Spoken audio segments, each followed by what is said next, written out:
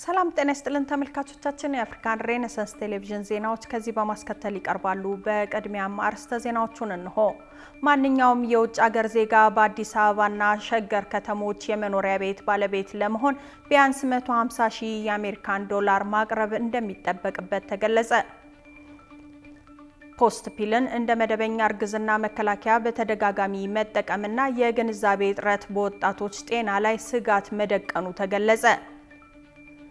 በብሪታንያ ፖለቲካ ራሱን በብረት የቆሻሻ መጣያ ባልዲ ሻፍኖ ከሌሎች ፕላኔት የመጣው ተዋጊ ነኝ የሚለው ግለሰብ ከሀገሪቱ አልፎ ዓለምን እያነጋገረ ይገኛል።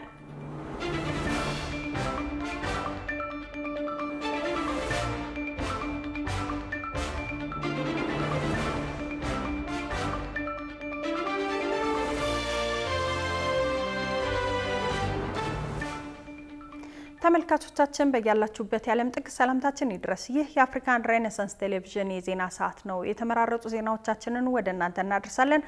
አብራችሁ እንድትሆኑ የምጋብዛችሁ ሜሮን አለልኝ ነኝ። ቅድሚያ ወዳደረግነው ዜና ስናልፍ ማንኛውም የውጭ ሀገር ዜጋ በአዲስ አበባና ሸገር ከተሞች የመኖሪያ ቤት ባለቤት ለመሆን ቢያንስ 150 ሺህ የአሜሪካን ዶላር ማቅረብ እንደሚጠበቅበት ተገለጸ። የከተማና መሰረተ ልማት ሚኒስቴር የውጭ ሀገር ዜጎች በኢትዮጵያ የመኖሪያ ቤት ባለቤት የሚሆኑበትን አሰራር የሚወስን መመሪያ ይፋ አድርጓል። ዝርዝር ዘገባውን በእውቀቱ አዝመራው አዘጋጅቶታል።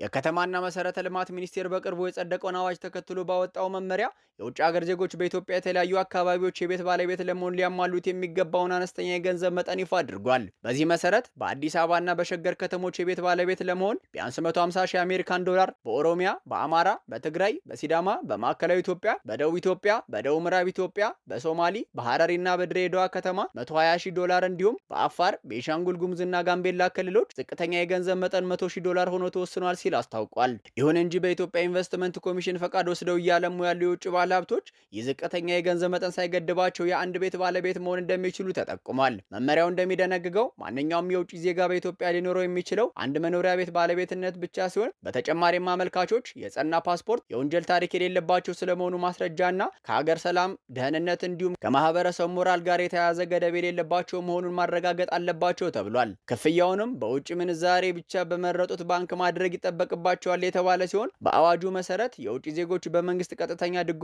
በሚገነቡ የጋራ ቤቶች ውስጥ ባለቤት መሆን አይችሉም የተባለ ሲሆን እንዲሁም ለቤት ግዢ ከሀገር ውስጥ የፋይናንስ ተቋማት መበደር ወይም ካፒታል ማሰባሰብ ፈጽሞ የተከለከለ ነው ተብሏል። የቤት ባለቤት የሆኑ የውጭ ዜጎች ቤታቸውን ለግለሰቦች መኖሪያነት ማከራየት ይችላሉ የተባለ ሲሆን ለንግድ ዓላማ ግን ፈጽሞ አይፈቀድላቸውም ተብሏል። በሌላ በኩል እስከ 5 ዓመት የሚያገለግል የብዙ ጊዜ የመመላለሻ ቪዛና የመኖሪያ ፈቃድ የማግኘት እንዲሁም በህጋዊ መንገድ ያገኙትን የኪራይ ወይም የሽያጭ ገቢ በብሔራዊ ባንክ መመሪያ መሰረት በውጭ ምንዛሬ ወደ ውጭ የማስተላለፍ መብት እንደተሰጣቸው ተመልክቷል። በአጠቃላይ በመመሪያው የተመለከተው የውጭ ሀገር ዜጋ የሚለው ትርጓሜ ትውልደ ኢትዮጵያውያንን እንደማይጨምር የተገለጸ ሲሆን መመሪያው በፍትህ ሚኒስቴር ድረገጽ ላይ ከተጫነበት ነሐሴ 3 2018 ጀምሮ በይፋ ስራ ላይ መዋሉ ተጠቁሟል።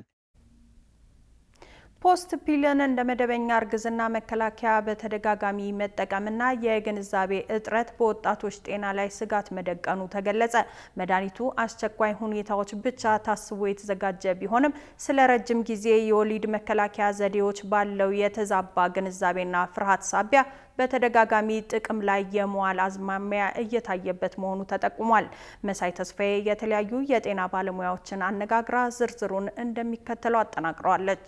ያልተጠበቀ የግብረ ስጋ ግንኙነት ከተፈጠረ በኋላ እርግዝናን ለማስቀረት የሚወሰደው የድንገተኛ እርግዝና መከላከያ ኪኒን ወይንም ፖስት ፒል በታዳጊ ወጣት ሴቶች ዘንድ በስፋት ጥቅም ላይ እየዋለ ይገኛል። ይሁን እንጂ በርካቶች መድኃኒቱን እንደ መደበኛ የወሊድ መከላከያ አድርገው በተደጋጋሚ ሲወስዱት ይስተዋላል። የጤና ባለሙያው ዶክተር ዳውድ ኢብራሂም የረጅም ጊዜ መከላከያዎች መሃንነትን ያመጣሉ ከሚል የተሳሳተ ፍርሃት የተነሳ ብዙዎች ድንገተኛውን ኪኒን እንደሚመርጡት ይናገራሉ። ብዙ ጊዜ ታካሚዎችን በመከራቸው ሰዓት ላይ የእርግዝና መከላከያ ብዙም ፈቃደኝነት አያሳዩም። ምክንያቱም ለረጅም ጊዜ የእርግዝና መከላከያ መጠቀማቸው ማንነትን ያመጣብናል የሚል አይነት ፍርሃት አለና ሞር ወደ አቋራጮቹ እንደ ፖስፒል ላሉት ለዛቹ ጊዜ ብቻ የሚጠቅማቸው ነው የሚወስዱት። የድንገተኛ ወሊድ መከላከያ ኪኒኖች ዋና ዓላማቸው ያልተፈለገ እርግዝናን መቀነስ ብቻ መሆኑን የሚያስገነዝቡት ባለሙያው መድኃኒቱ ከኤችአይቪ እና ከሌሎች በግብረ ስጋ ግንኙነት ወቅት ከሚተላለፉ በሽታዎች ፈጽሞ እንደማይከላከል ያሳስባሉ። ቃላይ ግንኙነት እንደሚያደርጉ እርግጠኛ ከሆኑ ያን ነገር ላይ ነው ሞር የሚያተኩሩትና ያ ደግሞ መዘናጋትን ይፈጥራል። ስፔሻሊ አባላዘር ህመሞች በተያያዘ እነኝን ጫና እየፈጠረ መጥቷል። አሁን ከምናስበው በላይ ብዙም የተናገርንበትም ስላልሆነ ያው እየተፈራም እየታፈረም እንደ ኖርም እየተያዘም አባላዘር በሽታ በጣም ከሚገባው በላይ እየተስፋፋ ነው። የዓለም ጤና ድርጅትና የማዲስቶፕስ ኢንተርናሽናል የሕክምና መመሪያዎች እንደሚያሳዩት ፖስትፒል ግንኙነት በተፈጸመ በአጭር ሰዓታት ውስጥ ሲወሰድ እስከ 95% ውጤታማ ሲሆን ሰዓቱ በረዘመ ቁጥር ግን የመከላከል አቅሙ ወደ 58% ዝቅ ይላል። መድኃኒቱ ለድንገተኛ አጋጣሚዎች፣ ለአስገድዶ መድፈር ሰለባዎች ወይም ጥቅም ላይ የዋለው መደበኛ መከላከያ አጠራጣሪ ሲሆን ብቻ የሚያገለግል እንጂ በቋሚነት የሚወሰድ አለመሆኑን የፋርማሲ ባለሙያ የሆኑት አቶ ደረጀ ተመስገን ለጣቢያችን አፍሪካ ሬኔሳንስ ቴሌቪዥን አስረድተዋል። ይህ መድኃኒት የሚያገለግለው ለኢመርጀንሲ ፒልስ ነው። ተገዶ ሊደፈር ይችላል፣ ያልታሰበ ግንኙነት ሊደረግ ይችላል። በዛ ሰዓት እንዲወሰድ ነው እንጂ ልክ እንደ ቋሚ የእርግዝና መከላከያ ተደርጎ እንዲወሰድ አይመከርም። ዋናው ተጽዕኖ እንዳልኩሽ ሆርሞን ማዛባት ነው። ፔሪየድ የተስተካከለ ሳይክል እንዳይኖራቸው ያደርጋል። ብዙ አይነት የእርግዝና መከላከያ መንገዶች አሉ። ኮንዶምን ጨምሮ ቋሚ መከላከያ መንገዶች አሉ፣ በየቀኑ የሚወሰዱ ክንድ ላይ የሚቀበሩ፣ ማህፀን ላይ የሚቀመጡ በጣም ብዙ አይነት የእርግዝና መከላከያ መንገዶች አሉና ሰው እነዛን የተሻሉ እርግዝና መንገዶችን እንዲጠቀም ነው እኔ የምመክረው። የድንገተኛ ወሊድ መከላከያ ኪኒን በፋርማሲዎች በቀላሉ መገኘቱ ለአደጋ ጊዜ ጠቃሚ ቢሆንም ከቁጥጥር ውጭ ለሆነ ተደጋጋሚ አጠቃቀም በር እንዳይከፍት የሕክምና ባለሙያዎች ያስጠነቅቃሉ። በመሆኑም የትምህርት ተቋማትና የጤና ድርጅቶች ታዳጊና ወጣት ሴቶች ስለ ስነ ተዋልዶ ጤና ሳይንሳዊ ግንዛቤ እንዲያገኙና ወደ አስተማማኝ የረጅም ጊዜ መከላከያዎች እንዲያዘነብሉ የተቀናጀ የግንዛቤ ማስጨበጫ ስራ ሊሰሩ እንደሚገባ ተመላክቷል። በብሪታንያ ፖለቲካ ራሱን በብረት የቆሻሻ መጣያ ባልዲ ሸፍኖ ከሌላ ፕላኔት የመጣው ተዋጊ ነኝ የሚለው ግለሰብ ከሀገሪቱ አልፎ ዓለምን እያነጋገረ ይገኛል። የፖለቲካው አውራ ናይጄል ፋራጅ በድንገት ከፓርላማ መልቀቃቸውን ተከትሎ በሚካሄደው ልዩ ምርጫ ዋና ዋና ፓርቲዎች እግራቸውን ሲሰበስቡ ይኸው የቆሻሻ መጣያ ጭንብል ያደረገው ካውንት ቤንፌስ ግን የህዝቡ ቀዳሚ አማራጭ ሆኖ ብቅ ብሏል። የውጭ ትንታኔና ዓለም አቀፍ ጉዳዮች ዘጋቢያችን ቃል ኪዳን ይጥና ይህንን አስገራሚ ጉዳይ እንዲህ በዝርዝር ተመልክቶታል። In Britain, politicians who speak the language of betrayal and unfinished Brexit business have found a large audience. ታዋቂው ጸሐፊ ጆርጅ በርናርድ ሾው ፖለቲካ ማለት ህዝብን ካስፈላጊ ጉዳዮች አዘናግቶ የማስገረም ጥበብ ነው ብሎ ነበር። በብሪታንያ ፖለቲካ ውስጥ ደግሞ ራሱን በብረት የቆሻሻ መጣያ ባልዲ ሸፍኖ ከሌላ ፕላኔት የመጣው ተዋጊ ነኝ የሚለው ግለሰብ ሀገሪቱን እያነጋገረ ይገኛል። የፖለቲካው አውራ ናይጀል ፋራጅ በድንገት ከፓርላማ መልቀቃቸውን ተከትሎ በሚካሄደው የክላክተን ልዩ ምርጫ ዋና ዋና ፓርቲዎች እግራቸውን ሲሰበስቡ ይኸው የቆሻሻ መጣያ ጭንብል ያደረገው ካውንት ቤንፌስ ግን የህዝቡ ቀዳሚ አማራጭ ሆኖ ብቅ ብሏል።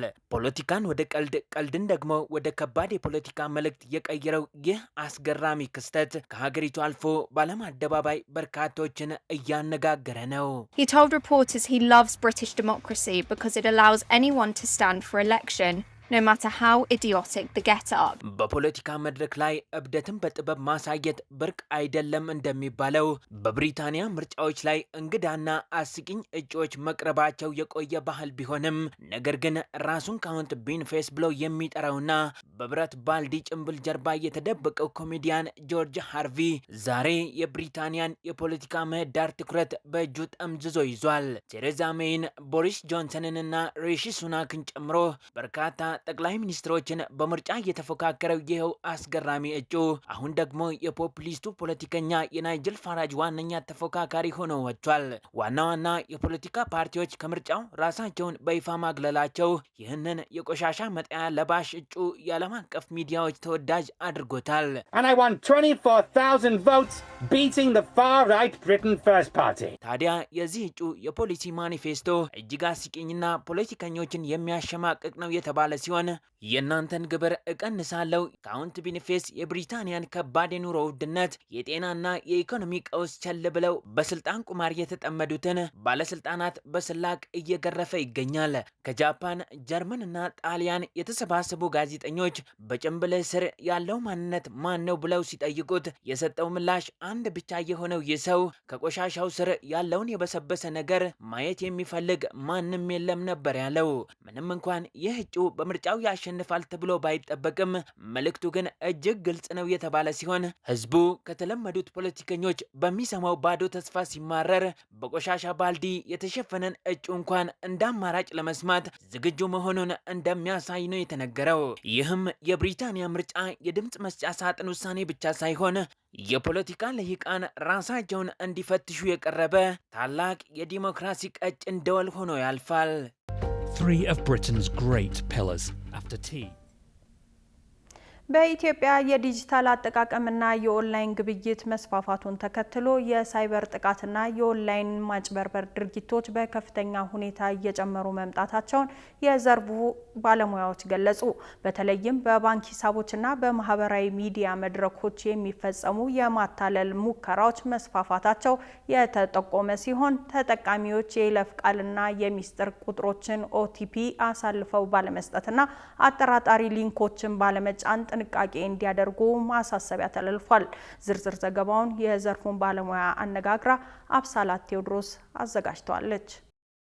በኢትዮጵያ የዲጂታል አገልግሎቶችና የኦንላይን ግብይት በፍጥነት እያደገ መምጣቱ በርካታ ምቾትን ቢያስገኝም ከዚሁ ጋር ተያይዘው የሚከሰቱ የሳይበር ስጋቶች እየተበራከቱ ይገኛሉ። የኢንፎባ ቴክኖሎጂ መስራች አቶ ልደቱ ታደሰ ባንኮችና ተቋማት በተደጋጋሚ የጥንቃቄ መልእክት ቢያስተላልፉም በተጠቃሚዎች ዘንድ ባለው የግንዛቤ ክፍተት ሳቢያ አሁንም በርካቶች የማታለል ሰለባ እየሆኑ መሆናቸውን ገልጸዋል። የፊሽንግ አታኮች፣ ሶሻል ኢንጂነሪንግ ወይም ደግሞ አይደንቲቲ ቴፍት የምንለው ሃኪንግ፣ ማልዌር ሶፍትዌሮች ሁሉም አሁን ላይ ኢትዮጵያ ውስጥ ተግባራዊ የሆነ ነው። በተለያዩ አታከሮች ሙከራ ይደረጋል። ሶሻል ኢንጂነሪንግ አታክም በደንብ እየተስተዋለ ነው ያለው። ባንኮች እንደውም በጣም በተደጋጋሚ ሰው አዌር እንዲሆን ይልካል ቴክስት ሜሴጆች፣ ግን አሁንም ቢሆን በጣም አታካለሁ። ማጭበርበሩ በተለይ በቴሌግራም በዋትስአፕና በሌሎች ማህበራዊ ሚዲያዎች በስፋት እየተፈጸመ ነው የተባለ ሲሆን የሰዎችን አካውንት በመጥለፍ የገንዘብ ጥያቄ መላክ፣ የሐሰት የስራ ዕድል ማቅረብና አስደንጋጭ ወይም አስደሳች መረጃዎችን በማሰራጨት ሊንክ እንዲከፈት ማድረግ ዋነኞቹ ስልቶች መሆናቸውም ተገልጿል። ከማይታወቅ ምንጭ የሚመጡ ሊንኮችን መጫን ለማልዌር ሶፍትዌርና ለግል መረጃ ስርቆት እንደሚያጋልጥ ባለሙያ ያስጠነቅቃሉ። ከኢሜል ላይ ትረስት የምናደርገው ሰው ካላከልን በተቀረ ሊንክ ክሊክ ማድረግ ተገቢ አይደለም። ሊንክ ክሊክ መደረግ የለበትም። ፍሪ ሶፍትዌሮች ስንፈልግ ክራክድ የሆኑ ሶፍትዌሮችን ዳውንሎድ ስናደርግ አብሮ እነዛ ማልዌር ዳውንሎድ እናደርጋቸዋለን። ኮምፒውተራችን ውስጥ ይገባሉ። ከትንሽ ከትልቅ አታኮች ይኖራሉ። አንደኛ ኮምፒውተራችን ውስጥ ቁጭ ስላለ ያ ሶፍትዌር እያንዳንዱን ኮምፒውተራችን ውስጥ የምናደርገውን አክቲቪቲ የማየት እድል አለ። የኮምፒውተራችንን ሪሶርስ ሁላ የመጠቀም አለው። በጣም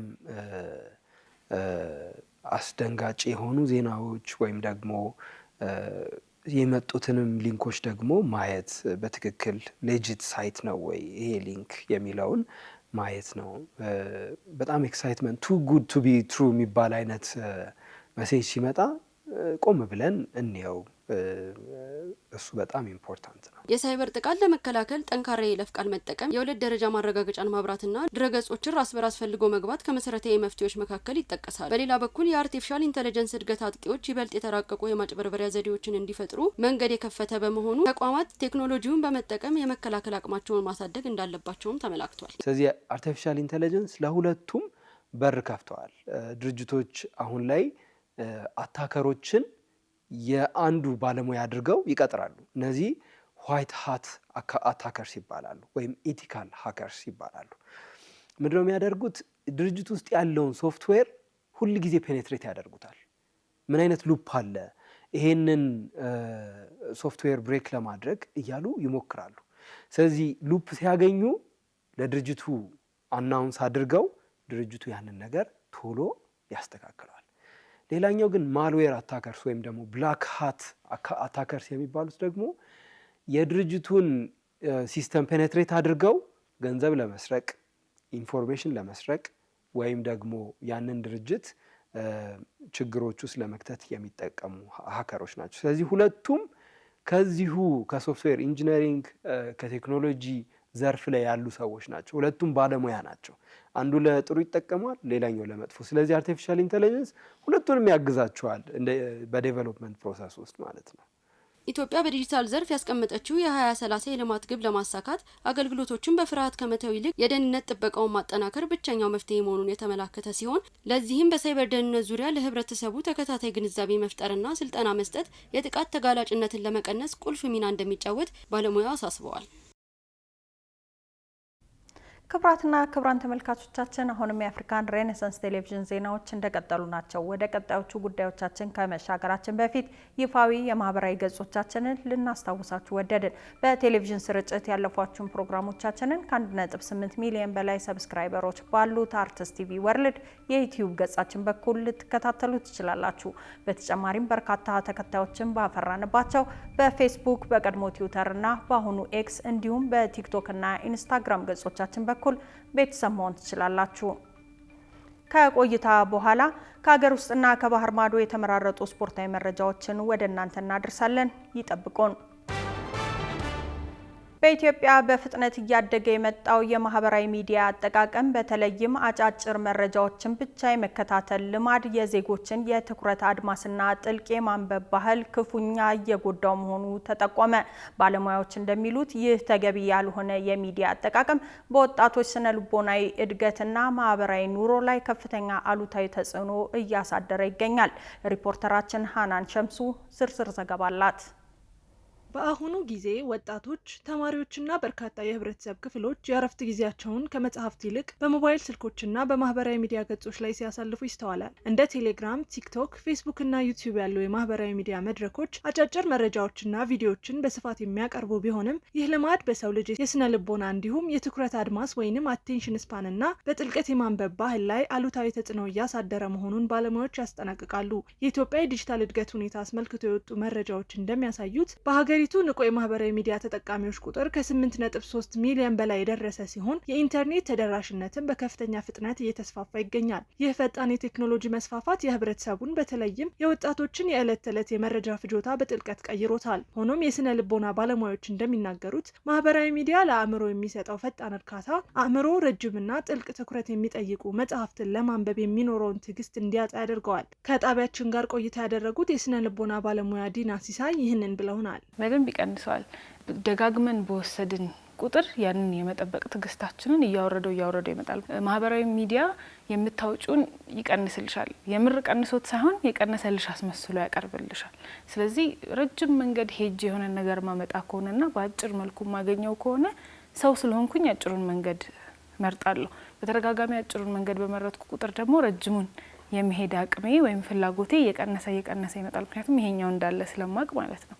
ይህም የትኩረት መበታተን በመፍጠር ወጣቶች ረጅም ጽሁፎችን ማጠናቀቅ እንዳይችሉና ሂሳዊ አስተሳሰብ እንዳያዳብሩ ማነቆ ሆኗል ነው የተባለው። ቢሰለችሽም ነገሮችን መቀመጥ አንደኛው ትግስት ነው። ሁለተኛ ከድብርት ጋር አብሮ መቀመጥ መቻል ወይም ቦርድ ሆነሽም ነገሮችን መስራት፣ ይሄ ስሜታዊ አለመሆን። በኢትዮጵያ በከፍተኛ ትምህርት ተቋማት ተማሪዎች ላይ የተደረጉ ጥናቶች እንደሚያመለክቱት የማህበራዊ ሚዲያ አጠቃቀም ከንባብና የጥናት ባህል ጋር የተያያዘ ከፍተኛ ተጽዕኖ አለው። አዲስ አበባ የሚገኘው የፖሊሲ ጥናት ኢንስቲትዩት የቀረበው ጥናት እንደሚያመለክተው የማህበራዊ ሚዲያ አጠቃቀም በኢትዮጵያ አዎንታዊ አጋጣሚዎችን ቢፈጥርም ያልተገባ አጠቃቀሙ ግን ማህበራዊ አብሮነትንና ግለሰባዊ ስነ ልቦናን የሚጎዱ አደጋዎችን ደቅነዋል። በጉዳዩ ላይ የኢትዮጵያ ደራሲያን ማህበር የሬዲዮ ፕሮግራም ዋና አዘጋጅ የሆኑትን አቶ ጌታቸው አለሙ ለጣቢያችን አፍሪካን ሬኔሳንስ ቴሌቪዥን በሰጡት ቃል የዲጂታል መድረኮች አጠቃቀምና የደራሲያን መብት ጥበቃን ዳሰዋል። እንግዲህ ሶሻል ሚዲያው ትውልዱ የተሰጠው በረከት ነው። ይሄ የመጣው የሚዲያው ለስራም ለተለያዩ ጉዳዮች ህይወትን ለማቅለል ትልቅ አጋጣሚ ነው እና ትልቅ እድል ነው። ይሄ ከእድሉ ጋር ግን አብሮ ያጠቃቀም ሁኔታችን ስንመለከተው ስለሚረብሽ ጭምር በረጅም ጊዜ የተገነባውን የንባብን ልምድ እየቀነሰ ሳናቀው እያቀነሰ ወደ ሱስ ውስጥ ስለሚከተን በዛ መንገድ የመጣውን ተጽዕኖ መቋቋም አልተቻለም። ስለዚህ በረከት አለው፣ እድል ነው። ምክንያቱም እኛ መጽሐፍ የምናስተዋውቅበት በሱ ነው፣ መጽሐፍ የሚሸጥበት በሱ ነው፣ ፕሮሞሽኑም ሁሉም ነገር የሚሰራው መረጃውም የሚገኘው በዚህ በዲጂታል ዓለም ውስጥ ነው። ታዲያ ማህበራዊ ሚዲያ የንባብ ባህላችንን እንዳይቀማንና ወጣቶች የዲጂታል ቴክኖሎጂን ከጥልቅ ንባብ ጋር አጣጥመው መጠቀም እንዲችሉ ምን መደረግ አለበት? የጥናቶቹ ግኝትና የባለሙያዎች አስተያየት እንደሚያመለክተው የማህበራዊ ሚዲያ መስፋፋት በራሱ ችግር ሳይሆን የአጠቃቀም ደንብና የዲጂታል ስነ ምግባር እጥረት ለንባብ ባህል መዳከም ዋነኛ ምክንያት ነው። አቶ ጌታቸው አለሙ ማህበረሰቡ ከዲጂታል ሱስ ወጥቶ ወደ ንባብ ባህል እንዲመለስ የመፍትሄ ሀሳብ ሰጥተዋል። ዲጂታል ሚዲያውን መጠቀም በጣም ያስፈልጋል፣ ግን የዲጂታል ጾም አብሮ መሰራት አለበት። የቤተሰብ ጊዜ ያስፈልገናል።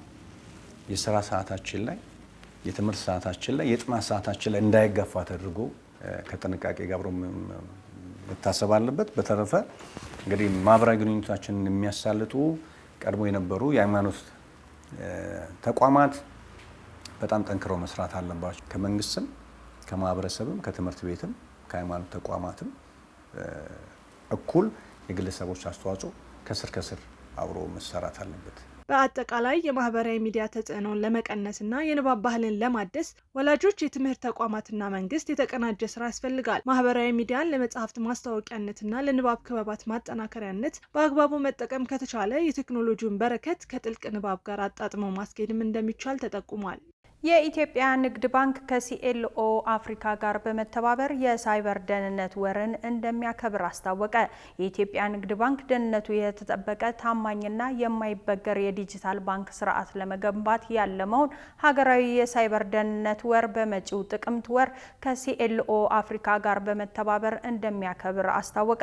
ባንኩ የሳይበር ደህንነት ወርን በሀገር አቀፍ ደረጃ ለ7ኛ በባንክ ደረጃ ደግሞ ለ3ኛ ጊዜ የሚያከብረው ሲሆን የዘንድሮውን ዝግጅት ዓለም አቀፋዊ ይዘት እንዲኖረው ለማድረግ በአፍሪካ ግንባር ቀደም የቴክኖሎጂ ግንዛቤ ፈጣሪ ከሆነው ከሲኤልኦ አፍሪካ ጋር ትብብር መፍጠሩን ገልጿል።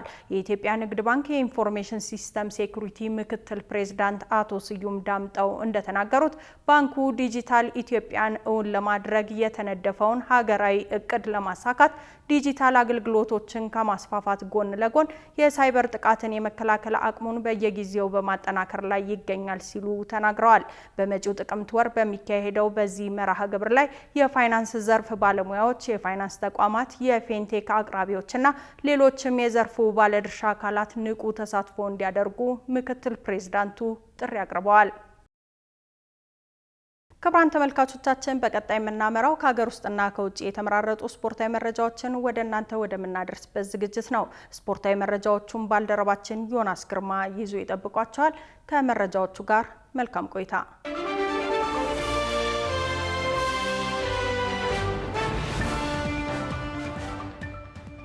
አመሰግናለሁ ሜሮን። ተመልካቾቻችን መረጃዎቻችንን ከሀገር ውስጥ ስናስቀድም ቅዱስ ጊዮርጊስን መምራት ሀገርን እንደ መምራት ከባድ ነው ሲሉ የቀድሞ የክለቡ ፕሬዝዳንት አቶ አብነት ገብረ መስቀል ተናገሩ።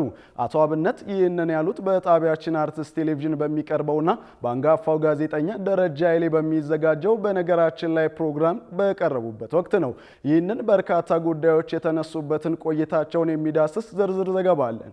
በኢትዮጵያ እግር ኳስ ታሪክ በእድሜ ጠገብነትና በዋንጫ ክብራቸው ከፊት ተጠቃሽ ከሆኑ ክለቦች መካከል አንደኛው ቅዱስ ጊዮርጊስ ነው። ፈረሰኞቹ በሚል ቅጽል ስማቸው የሚታወቁት ቅዱስ ጊዮርጊሶች በታሪካቸው በተለያዩ አንጋፋ ፕሬዝዳንቶች የተመሩ ሲሆን ከነዚህም መካከል ከ1992 ዓ.ም ጀምሮ እስከ ቅርብ ጊዜ ድረስ ክለቡን ለ25 ዓመታት በፕሬዝዳንትነት የመሩት አቶ አብነት ገብረ መስቀል አንደኛው ናቸው። አቶ አብነት በደጋፊው ዘንድ በአድናቆትና በቅሬታ መካከል የተቀላቀለ ስሜት እንደሚስተናገድባቸው ይገለጻል። ታዲያ አቶ አብነት ገብረ መስቀል በጣቢያችን አርትስት ቴሌቪዥን በነገራችን ላይ በተሰኘው ተወዳጅ ፕሮግራም ላይ ቀርበው ከደረጃ ኃይሌ ጋር ባደረጉት ልዩ ቆይታም ክለቡን ስለመሩባቸው 25 ዓመታትና ስለ ቤተሰቦቻቸው አጠቃላይ ቆይታንም አድርገዋል። እኚህ እግር ኳስን በፍቅር እንደሚወዱ የሚናገሩት የቀድሞ ፕሬዝዳንት ከክለብ ፕሬዝዳንት ነታቸው ባሻገር ምንም እንኳን አሁን በመካከላቸው ነፋስ ቢገባም ከኢትዮጵያዊ ቱጃር ሼህ መሐመድ አሊ ሁሴን አላሙዲን ጋር 3 አስርት ዓመታትን እየተሻገረ ጠንካራ ወዳጅነት ያላቸው ሲሆን በቆይታቸውም የቀድሞ ወዳጃቸውን እንዲህ ሲሉም ገልጸውታል። ሼህ መሐመድ ቅን፣ ደግ፣ ለሀገሩ በጣም ተቆርቋሪ፣ በመሃል ፒያሳ ተወልደው እንዳደጉና ለቤተሰቦቻቸው 9ኛ ልጅ እንደሆኑ የገለጹት አቶ አብነት ከሀገር ውጭ ክለቦችም የአርሰናል የልብ ደጋፊ መሆናቸውንም አልሸሸጉም። ለ25 ዓመታት በኢትዮጵያ ቀደምትና የመጀመሪያ የሚባለውን ቅዱስ ጊዮርጊስን በፕሬዝዳንትነት በመሩበት ወቅት ምን ይህን የሚባል ነገር አሳኩ የሚለው ጥያቄ በቆይታቸው ከቀረቡላቸው መካከልም በዋናነት ይጠቀሳል። አቶ አብነትም መስራት የምችለውን ሁሉ ሰርቻለሁ በማለት የውጭ ሀገር ተጫዋቾችንና አሰልጣኞችን በማስመጣት ረገድም ፈርቀዳጅ እንደነበሩም ገልጸዋል። ይሁን እንጂ የውጭ ዜጎችን ያስመጡት የሀገር ውስጥ ዋንጫዎችን ለመሰብሰብ ብቻ እንዳልነበርም አስረድተዋል። የውጭ ተጫዋቾች የምናመጣው የአዲስ አበባ ዋንጫ ለመውሰድ አይደለም። የውጭ ተጫዋቾች ያመጣንበት ምክንያት የእኛ ቡድን በተለይ ሰሜንና ኖርዝ አፍሪካ ውስጥ በሚሄድበት ሰዓት የሚገባበት ጎል ብዛቱ በጆንያ ብቻ ነው ይዞ መመለስ አትችልም። አገር አዋራጅ ክለብ አዋራጅ የሆነ ነገር እንዴት ነው የምናቆመው? ሌላው ጋር ምን እየተደረገ ነው ሲባል ሌላው ሀገር እኮ 7-8 የውጭ ተጫዋቾች አሉ፣ 9 የውጭ ተጫዋቾች አሉ ገንዘብ ስላላቸው። የቀድሞ ፕሬዝዳንት በቆይታቸው በአዲስ አበባ ስቴዲየም የሚደረጉ የሊግ ጨዋታዎች መቆማቸው እንደ ቅዱስ ጊዮርጊስና ኢትዮጵያ ቡና ያሉ ህዝባዊ ክለቦችን ክፉኛ መጉዳቱንም አብራርተዋል። ክለቦች በኢኮኖሚ እንዳያድጉ የህግ ማነቆች መኖራቸውን ያነሱት አቶ አብነት ቅዱስ ጊዮርጊስን የሚያክል ትልቅ ክለብ የመምራቱን ኃላፊነት ከባድነት ሲገልጹም ቅዱስ ጊዮርጊስን መምራት አገርን እንደ መምራት ከባድ ነው ብለዋል። አንዳንዴ ስራ ውስጥ ሆነህና ከስራ ውጭ ሆኖ ማውራት በጣም የተለያየ ነው። ማውራት ሌላ ነው፣ ስራ ውስጥ ሆነ ስትሰራ ሌላ ነው። ጊዮርጊስን መምራት በጣም በጣም በጣም በጣም አድርጎ ከባድ ነው። በጣም ከባድ ነው። አገርን እንደ መምራት ነው። በፕሬዝዳንትነት ዘመናቸው ከእሳቸው ጋር በተያያዘ ስለሚነሱ የኦዲት ጉዳዮች ተጠይቀው በየትኛውም ጊዜ ጥፋተኛ ከተባልኩኝ ለመጠየቅ ዝግጁ ነኝ ያሉት ፕሬዝዳንቱ በፕሬዝዳንትነት ዘመናቸው ሜዳ ውስጥ በደስታ ጮቤ የረገጡበትን ድልም ሲያስታውሱ በ1995 ከኢትዮጵያ ቡና ጋር ጨዋታ አድርገው በመጨረሻ ሰዓት ባስቆጠሩት ወሳኝ ግብ ዋንጫ ያሸነፉበትን ዕለት መቼም የማይረሱት ቀን እንደነበርም አስታውሰዋል። ፈረሰኞቹን ለሩብ ምዕት ዓመት ከመሩ በኋላ በገዛ ፈቃዳቸው ስልጣናቸውን የለቀቁት ፕሬዝዳንቱ አስከፊ ከሚመስለው መንገዳገድ በኋላ እያገገመ የሚገኘው የቅዱስ ጊዮርጊስ ሕልውና ጉዳይ አሁንም በቱጃር ግለሰቦች ፍቅር ላይ የተመሰረተ መሆኑ አሁንም ጥንቃቄ ካልተደረገበት ዘላቂ ሕልውናው ላይ አደጋ መደቀኑንም አልሸሸጉም። ሰው በተስፋ ነው የሚኖረው። እኔ ተስፋ አልቃወም። ጊዮርጊስ ተመንጥቆ ላይ ቢወጣ ደስተኛ ነኝ። ሌላው ግን ያሰጋኛል፣ ያሳስበኛል። የማይደገምበት ምክንያት አይታየኝም። ይህን ሁሉ በማለት ሀሳብ ከሰጡ በኋላ ለቅዱስ ጊዮርጊስ ደጋፊዎች የሚያስተላልፉት መልእክት አለ ተብለው ለተነሳላቸው ጥያቄም እንዲህ በማለት አጭር ያደላ መልእክታቸውን በማስተላለፍ አሁንም የክለቡ ደጋፊ መሆናቸውን በመግለጽ ሀሳባቸውንም ይቋጫሉ። ክለቡን ጠብቁ። ይህ በርካታ ያልተሰሙ ጉዳዮች የተነሱበት ልዩ ቆይታ በአርትስ ቴሌቪዥንና ዩቲዩብ ገጽ በሁለት ክፍል የቀረበ ሲሆን እስካሁን ከግማሽ ሚሊዮን በላይ እይታዎችንም ማግኘት ችሏል። እናንተም ገብታችሁ እንድትከታተሉት በአክብሮት እንጋብዛለን። ተመልካቾቻችን አቶ አብነት ገብረ መስቀል በርካታ ያልተሰሙ እውነታዎችን ያጋሩበትን ሙሉ ልዩ ቆይታ በጣቢያችን አርትስ ቴሌቪዥን የዩቲዩብ ገጽ እንድትከታተሉት እየጋበዝን በዚሁ ወደ ቀጣዩ ዜናችን ስናልፍ የኢትዮጵያ ብሔራዊ ቡድን ዋና አሰልጣኝ ዮሐንስ ሳሌ ለ2027 የአፍሪካ ዋንጫ ማጣሪያ ዝግጅት ለ39 ተጫዋቾች ጥሪ ያደረጉ። ዋሊያዎቹ በመጪው መስከረም ወር ለሚያደርጓቸው የአፍሪካ ዋንጫ የምድብ የመጀመሪያ 2 ማጣሪያ ጨዋታዎች ዝግጅት ለ39 ተጫዋቾች ጥሪ አቅርበዋል። በዚህ ጥሪ ውስጥ በርካታ ልምድ ያላቸው ተጫዋቾችና የበርካታ ወጣቶች ቅልቅል የታየበት ሲሆን በአሁኑ ወቅት ከ20 ዓመት በታች የኢትዮጵያ ብሔራዊ ቡድን ካምፕ ውስጥ የሚገኙ 6 ታዳጊ ተጫዋቾችም እድል ማግኘታቸው ተገልጿል። የበርካቶችን ለምን ለታዳጊዎች እድል አይሰጥም የሚል የቆየ ጥያቄ መለሰው ይህ ጥሪ በርካቶችንም ደስ ማሰኘቱን ተሰምቷል። ጥሪ የተደረገላቸው ተጫዋቾች በሙሉ በመጪው አርብ ማለትም ነሐሴ 8 ቀን ከቀኑ 8 ሰዓት ጀምሮ መደበኛ ልምምዳቸውን እንደሚጀምሩም የኢትዮጵያ እግር ኳስ ፌዴሬሽን ይፋ አድርጓል። ጄፍ ቤዞስ የተካተተበት የባለ ሀብቶች ስብስብ የሊቨርፑልን ድርሻ ለመግዛት ከስምምነት ላይ ሊደርስ መቃረቡ ተገለጸ። የአማዞን መስራችና በዓለም ሶስተኛ ባለ ሀብት የሆኑትን ጄፍ ቤዞስን የያዘው የባለ ሀብቶች ስብስብ የሜርሲሳይዱን ክለብ ሊቨርፑልን ድርሻ ለመግዛት መቃረቡም ተገልጿል። በብሪታንያ ህንዳዊ ሚሊዮነርና የኪፒአር የቀድሞ ባለቤት በሆኑት አሚት ባቲያ የሚመራው ይህ ስብስብ በክለቡ ውስጥ 1/3ኛውን ድርሻ ለመግዛት ወደ መጨረሻው ምዕራፍ መቃረቡም ተሰምቷል። የሊቨርፑል አብላጫ ድርሻ ባለቤቶች የሆኑት ፋንዌይ ስፖርትስ ግሩፕ ባለፈው ወር ጄፍ ቤዞስ የተካተተበት ይህ የኢንቨስትመንት ቡድን በሊቨርፑል ኢንቨስትመንት ላይ ፍላጎት ማቅረቡን ማረጋገጣቸውም ይታወሳል። ይህ የባለ ሀብቶች ህብረት በዓለማችን ሀብታምና ተጽዕኖ ፈጣሪ ግለሰቦች ያቀፈ ሲሆን በተለይም ደግሞ የአማዞን መስራችና የዋሽንግተን ፖስት ባለቤት ያሉበት ሲሆን ከ257 ቢሊዮን እስከ 280 ቢሊዮን ድረስ የሚደርስ ሀብት እንዳላቸውም ይገመታል። ግብይቱ በስኬት የሚጠናቀቅ ከሆነ የሜርሲሳይዱ ክለብ የፋይናንስ አቅምና የባለቤትነት መዋቅር ይለወጣል ተብሎም ይጠበቃል። ወደ መጨረሻው መረጃችን ስናመራ ቱርካዊ የስፖርት ጋዜጠኛ በሐሰተኛ ዜና ምክንያት ለእስር መዳረጉ ተገለጸ። ሐሰተኛ የዝውውር ዜና ያሰራጨው ቱርካዊ የስፖርት ጋዜጠኛ ቡርሃን ካንቴርዚ ሲሆን ጋዜጠኛው ጃማል ሙሳሊያ ወደ ጋላታሳራይ ተዘዋውሯል ሲል ሐሰተኛ መረጃን ዘግቦ እንደነበርም ተነግሯል። ይሁን እንጂ ጋላታሳራይ የተሰራጨው ዜና ሐሰተኛ እንደሆነ በተደጋጋሚ ባወጣው መግለጫ ይፋ አድርጓል። የአካባቢው ፖሊስም ጋዜጠኛው ለህዝቡ አሳሳች መረጃን አሰራጭቷል በሚል ጠርጥሮ እስር ቤት ማስገባቱ ሲገለጽ ጉዳዩ መነጋገሪያ ሆኗል። ክቡራትና ክቡራን ተመልካቾቻችን በእኔ በኩል ያስኳቸውን ስፖርታዊ መረጃዎች አጠናቀቅኩኝ። ዮናስ ግርማ ነበርኩኝ። መልካም ቆይታ።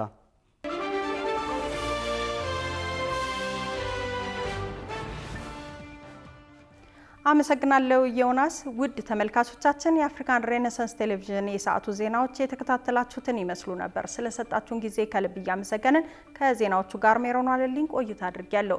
ከቀሪ የጣቢያችን ዝግጅቶች ጋር መልካም ጊዜን ተመኘው።